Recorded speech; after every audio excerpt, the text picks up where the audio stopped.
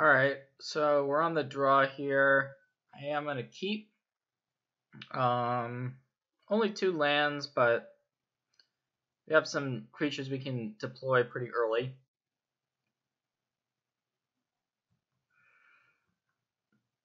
So the big question here is, do we want to play the Priest of the Awakening Sun or the Grasping Scoundrel on turn 1? I think I want to get aggressive, actually, even though potentially the Priest is better, but the Grasping Scoundrel can attack much more efficiently, and based on our curve of Scoundrel into Companion, okay, but now our opponent has played an 0-4 wall, so that makes our play worse, but we had no idea that that was going to come down there. So I'm still going to play the Raptor Companion with the hope that we can start getting in some damage.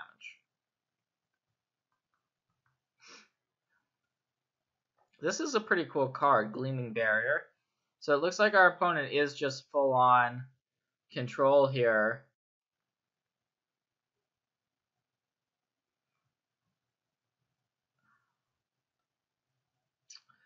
So yeah, I'm going to finally get this Priest into play. Unfortunately, our opponent had pretty much the best possible curve in order to stop our attacks. So we're left in a spot where we're just kind of chilling.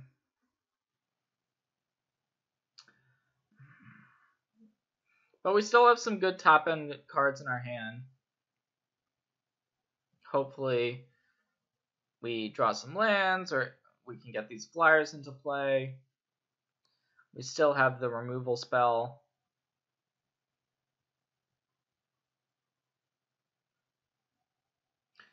Interesting, our opponent's electing to make this attack. Could this be a raid card of some sort? We do have a double block available. To be honest, I'm not sure all of the tricks in the set, but it feels like a raid card. So I'm just going to double block.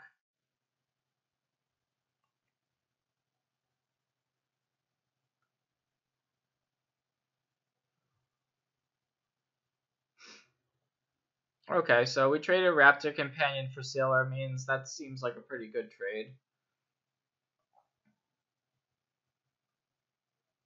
Oh, wow. Oh, okay, so that is an overgrown Armasaur. So I'll just reveal the Raptor Companion. Although I think we may want to just get rid of the Armasaur right here. Yeah, I'm going to do that. I'm going to impale it. We don't want to allow our opponent to play something like a fight type spell. Something like, say, a Savage Stomp, for instance, would be worst case scenario. And clearly our opponent invested some resources to get that overgrown Armasaur into play, so we have to respect it. Here's a flyer. Okay, so that's a pretty good card. 4-mana 2/3 flyer that can be a 3/4 flyer. It's going to stop our attacks.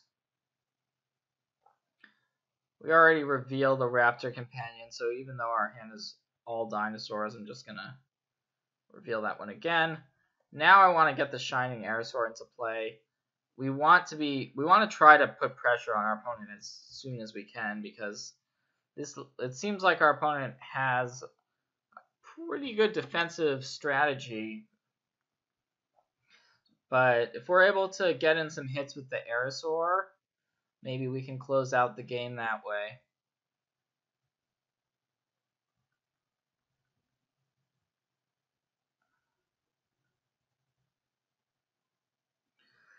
Our deck looks much more like a dinosaur deck than a vampire deck this game, which, you know, that can happen.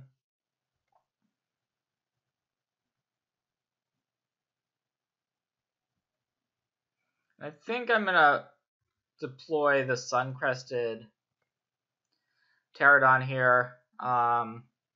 Reason being, if we do draw a removal spell to get rid of the Spirewinder, we can get it in the air pretty nicely. Here's a Hexproof Flyer. That's a bit of a problem for sure. And our opponent's getting closer to actually having the City's Blessing, although we drew Divine Verdict, which was an excellent draw. So I am gonna attack in the air here. We'll see exactly how our opponent elects to block. And if they do double block, then that's just going to be perfect. So they went for the double block. Now we can Divine Verdict, and this is a blowout. We get rid of the one flyer, the Spirewinder, then we get rid of the other flyer, still getting in for damage. And yeah, I'm not sure our opponent's going to be able to recover from that. That was the deciding turn of the game. And to be fair, if we don't draw that Divine Verdict, I think we make that same attack and our opponent's play looks a lot better. So them's the breaks. So now this attack seems... I'm just not going to block. I don't see...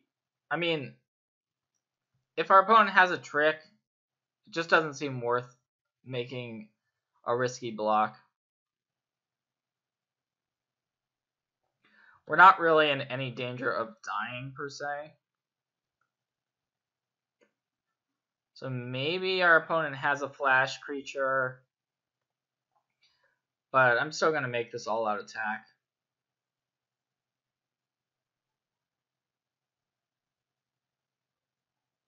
Okay, so they did have Snapping Sailback, which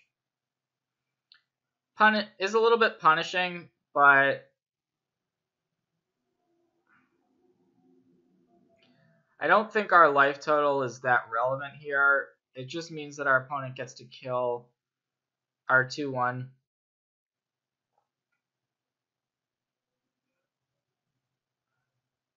Which is certainly not the main way we're winning this game.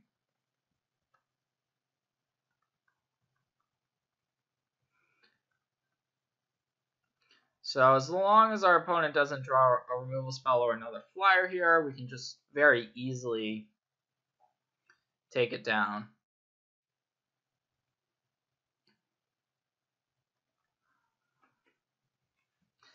And so that's one of the situations where if you know your opponent is like a really good player, maybe you don't make that attack because you suspect a Snapping Sailback, but we didn't have information like that.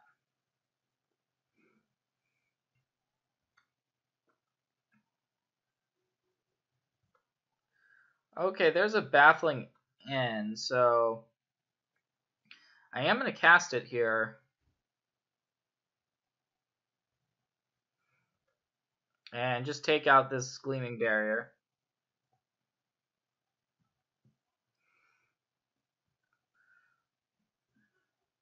So this allows for us to get in with the Ceratops as well this turn.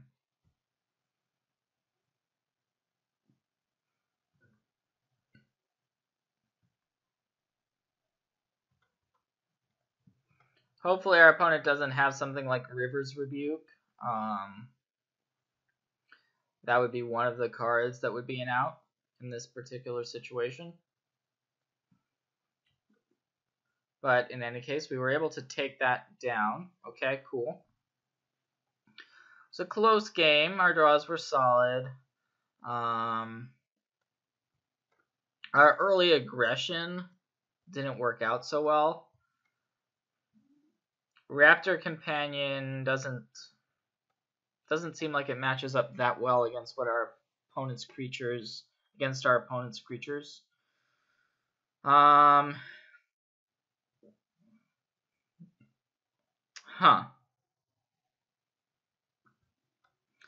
This could be a situation where we could consider boarding in the green cards.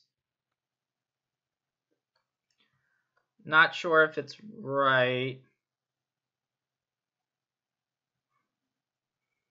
Alright, well I think I'm going to stay black-white for this game and then potentially board in the green for game 3 if we get there. Because we did win that game. I think I'm going to board in a copy of Dark Inquiry for a Raptor Companion.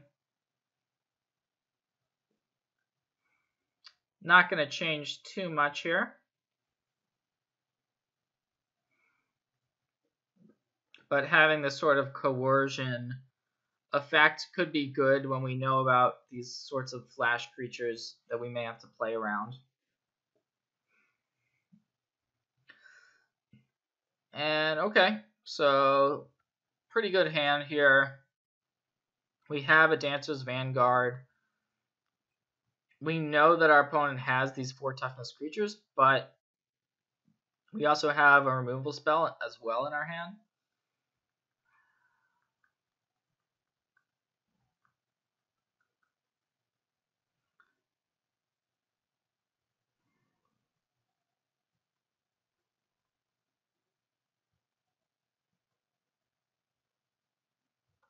Alright, that Grasping Scoundrel would have been nice if it was on turn 1, because this time our opponent didn't have a 2-drop, and so if we had the Scoundrel, it would have actually dealt a good amount of damage if we had it on turn 1, which we didn't.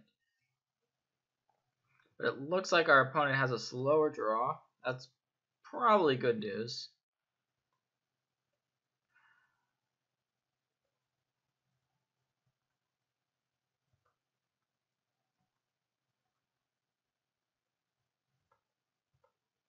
Better late than never, right? So we'd really like to draw a Vicious Conquistador, or sorry, Legion Conquistador, to be able to search for those vampires.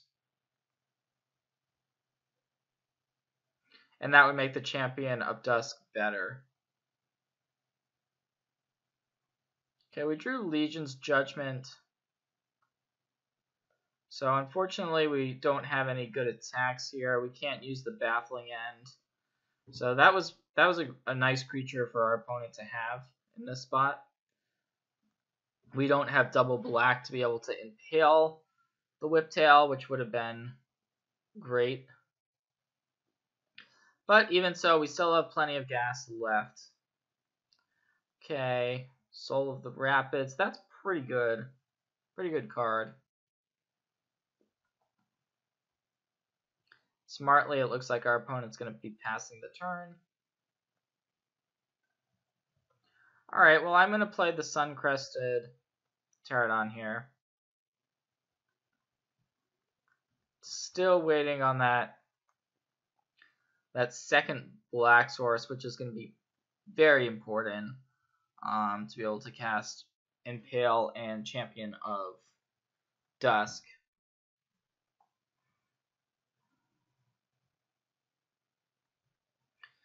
Alright, that's pretty good.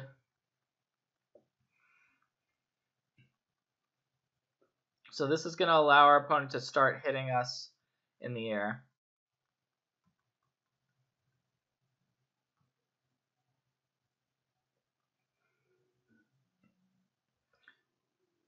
But luckily we did find the black source, so I am going to use this Impale to try to get rid of the Whiptail.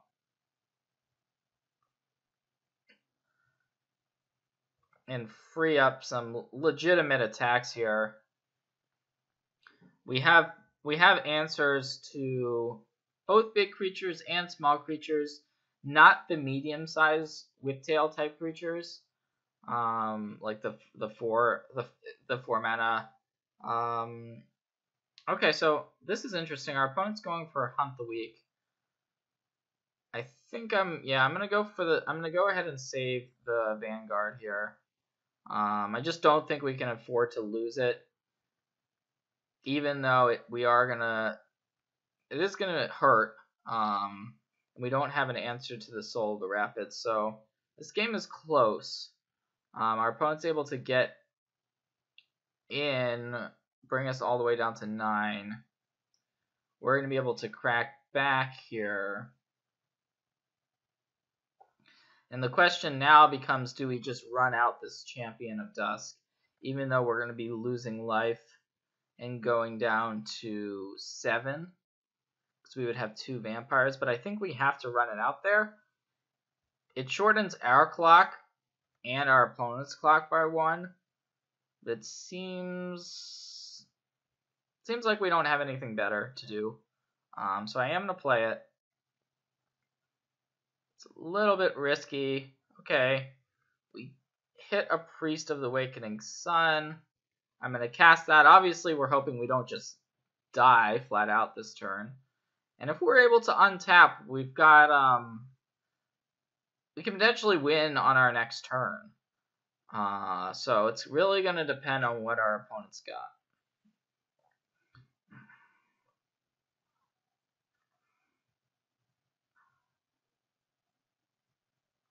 Okay, Jadecraft Artisan. That can make the soul into a 6-power creature. Does our opponent have another pump spell, or is it just going to be 6 coming across? That's the big question. Okay, it looks like it may just be 6. Okay, so we're going to just go to 1. But now we can untap. Fortunately, no dinosaur to reveal. What we do have, though, is this Captain's Hook, and we're going to hope that that is going to be able to win us this game.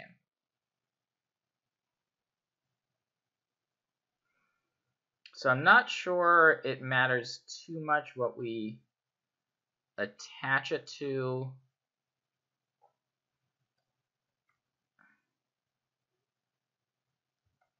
I'm just going to put it on the Champion of Dusk.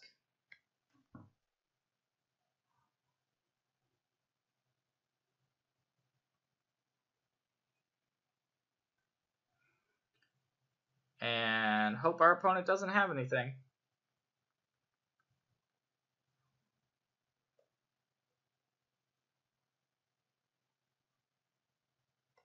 Alright, that's going to be the match here.